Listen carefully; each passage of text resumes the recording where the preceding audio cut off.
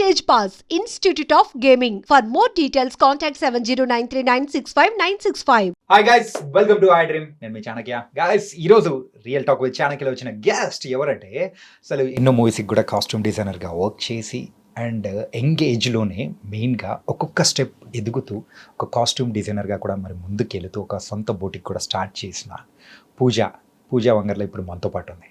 So మా పూజతో మాట్లాడేద్దాం.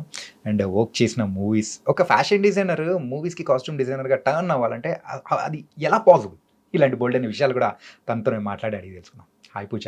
హాయ్, ఎలా ఉన్నారు? I'm good. మీరు? నేను చాలా బాగున్నాను. అండ్ ఏంటి, నర్వస్గా ఉన్నారా ఏంటి? లేదు. లుకింగ్ కూలా? యా. ఓకే. అండ్ పూజ, రీసెంట్గా రిలీజ్ అయిన మయసభ సో వెబ్ సిరీస్కి కంప్లీట్గా you work as a costume designer. ఏంటంటే 1980s మోడల్స్ని కొంచెం మనం ఇప్పుడు చూపించాలి అని అంటే అదే కాస్ట్యూమ్ డిజైనర్గా కానీ ఆర్ట్ వర్క్ వీళ్ళందరికీ కొంచెం వర్క్ ఎక్కువ ఉంటుంది. సో మీరు అది ఎలా అచీవ్ చేశారు ఏంటి? సో బేసిక్గా స్క్రిప్ట్ విన్నాక మొత్తం ఐడియాస్ ఇస్తారు, లైక్ ఎక్స్ప్లెయిన్ చేస్తారు ఇన్ డీటెయిల్. ఇచ్చినాక దానిపైన రీసెర్చ్ చేస్తాను నేను. పర్టికులర్ క్యారెక్టర్ ఉంటుంది, దాన్ని ఏంటి, అది ఏం ఎరా, లైక్ 1980s 1970s. సో అప్పుడు ఉన్న like you know research wise clothing అనేది ఎలా ఉంటుండే. ఫర్ ఎన్ ఎగ్జాంపుల్ గౌట్స్ ఉంటుండే, గౌట్స్, యాదవులు, చౌదరీస్ అందరు ఉంటుండే. సో అండ్ సో క్యారెక్టర్స్ ఉంటాయి కదా, వాటి డీటెయిలింగ్స్ వాళ్ళు ఎలా కట్టుకుంటుండే, బట్టలు ఎలాంటి కాంబినేషన్స్ వేస్తుండే, లైక్ హెడ్ గేర్ కానీ యాక్సెసరీస్ కానీ చెప్పులు కానీ కడియాలు కానీ అలాంటి డీటెయిల్ రీసెర్చ్ చేసి ప్రతి క్యారెక్టర్కి డిజైనింగ్ చేస్తాం అట్లా. సో దాన్ని బట్టి స్కెచెస్, కలర్ ప్యాలెట్ డిఓపి గారితో కూర్చొని డిస్కస్ చేసి కలర్ ప్యాలెట్ ఇవ్వడం జరుగుతుంది. నాకు అన్నీ వచ్చిన ఇప్పటివరకు ప్రాజెక్ట్స్ అన్నీ పీరియాడిక్ కాబట్టి it's easy for me right now. First Razakar చేశారు. అవును. రజాకార్ తర్వాత మయసభ అండ్ మయసభతో పాటు ఇప్పుడు కానిస్టేబుల్ కనకం. ఏంటంటే ఒక రూరల్ బ్యాక్డ్రాప్ లో ఉన్న మీకు ఎక్కువ వచ్చాయి కదా, ఎందుకు దాంట్లో స్పెషలైజేషన్ అయిపోయారు మీరు? నేను రజాకార్ చేసిన కాబట్టి ఆ రిఫరెన్స్ తో మాయాసభ వచ్చింది. దాంతో అది మాయాసభ చూసిన వాళ్ళు లైక్ ట్రైలర్ అవంతా వర్క్ అంతా మౌత్ టు మౌతే వచ్చింది నాకు. ఆపర్చునిటీస్ అలానే వచ్చినాయి ఇప్పటి వరకు అయితే. అలాగే ఇంతకు ఆది పెనిశెట్టి గారికి వర్క్ చేసేటప్పుడు, ఆయన డిజైన్ చేసేటప్పుడు కాస్ట్యూమ్స్ కానీ ఎక్కువ కష్టపడ్డారా, లేకపోతే చైతన్యరావుకి డిజైన్ చేసేటప్పుడు కొంచెం ఎక్కువ కష్టపడ్డారా?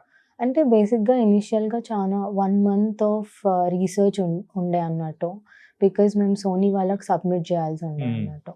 ప్రతి క్యారెక్టర్ నీట్గా with colour palette, again colour palette, sketches and then reference pictures కానీ డీటెయిల్గా మేము ప్రెజెంటేషన్ ఇవ్వాల్సి ఉండే.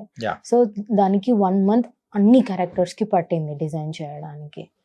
So every character is important in the movie కాబట్టి we can't like you know back off or concentrate only on one character. కానీ వాళ్ళిద్దరిలో ఎవరికి ఎక్కువ కష్టపడినట్టు, ఎక్కువ కేర్ తీసుకున్నట్టు అనిపించింది? కష్టం అట్లేం లేదు, అందరికి ఈక్వల్ ఇంపార్టెన్స్ ఉండే. Each character is important in the project. So అంటే ఈజీ అనను, but like research was up to the mark and director help చేసింది కాబట్టి I was able to do it. కాబట్టి ఇట్ వాజ్ అలాగే దేవకట్ట గారి డైరెక్షన్ అనేటప్పటికి some ferocious గా ఉంటుంది. అండ్ ఆల్సో రిలీజ్ అయిన తర్వాత people how they are receiving also it's tremendous గా ఉంది. సో ఈ వర్క్ అంతా చూసిన తర్వాత కానీ ఎలా అనిపిస్తుంది? రజాకార్ నుంచి నేను చాలా నేర్చుకున్నాను, because that was my first project. So అక్కడ నేను చాలా నేర్చుకున్నాను. That was like my school. అందరు అన్ని నేర్పించిండ్రు and then I did my best రజాకార్లో. సో మాయాసభ దాంట్లో ఇట్స్ సంథింగ్ డిఫరెంట్. ప్రాక్టికల్గా ఎట్లా ప్రజెంటేషన్ ఇవ్వాలి అండ్ దెన్ డీటెయిలింగ్స్ ఏది మిస్ కాకుండా అని దేవకట్ట గారు is very specific about details. ఏదైనా క్లారిటీ ఉండాలి, లైక్ చెప్పులు కానీ యాక్సెసరీస్ కానీ like watch or rings or everything has to B mention in the presentation. Right. So అక్కడ నేను లేకున్నా కూడా అక్కడ ఎవరున్నా వేసేటట్టు ఉండాలి అన్నట్టు తనకి డీటెయిలింగ్స్ అనేది చాలా ఇంపార్టెంట్గా చూశాడు. So I learn that thing skill from him. అంటే అక్కడేమో స్కూలు, ఇక్కడేమో కాలేజా? కాలేజ్ డెవలప్మెంట్ వచ్చినట్టు. It's all about learning. అంటే దేవకట్ట గారి గురించి ఏం చెప్తారు? So is a red hot person అని కూడా మేము విన్నాము. Like coming to the work wise, work wise is very strict and very very very strict about his work because output అనేది 100% రావాలని ఎవరైనా అనుకుంటారు. So I just have to reach his expectations అనేది నేను ఎన్ని అన్నా కూడా I was working hard. Okay. Yeah. ఈ ఫస్ట్ సీజన్ అనేది కూడా కంప్లీట్ 1983 వరకు బ్యాక్ డ్రాప్ వరకు జరిగింది.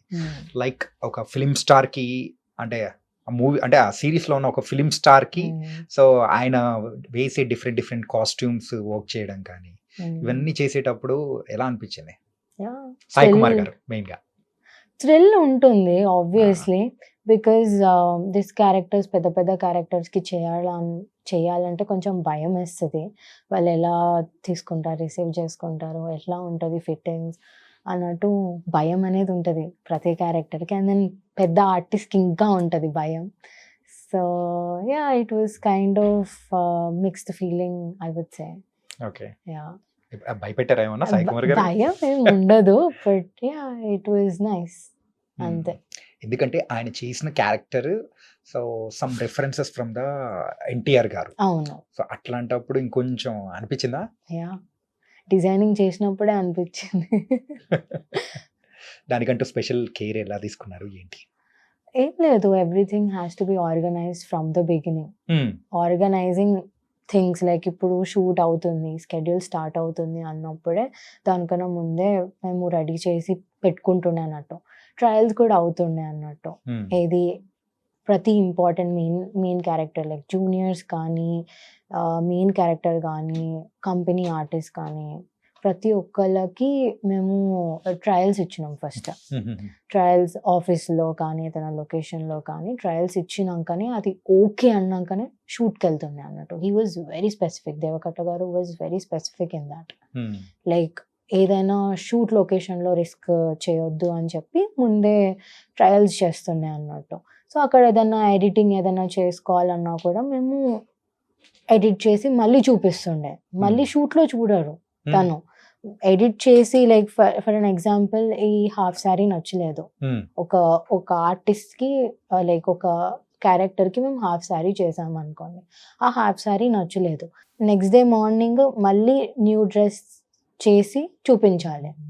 So until unless it's finalize అయినాకనే, ఇక్కడ ఫైనలైజ్ అయినాకనే షూట్ లొకేషన్కి వెళ్ళాలి. So that he was that specific. అంటే డబల్ వర్క్ అయిపోయిందిగా. అవుతూ ఉంటాయి, మోస్ట్ ఆఫ్ దెమ్ మంచిగానే ఉంటాయి.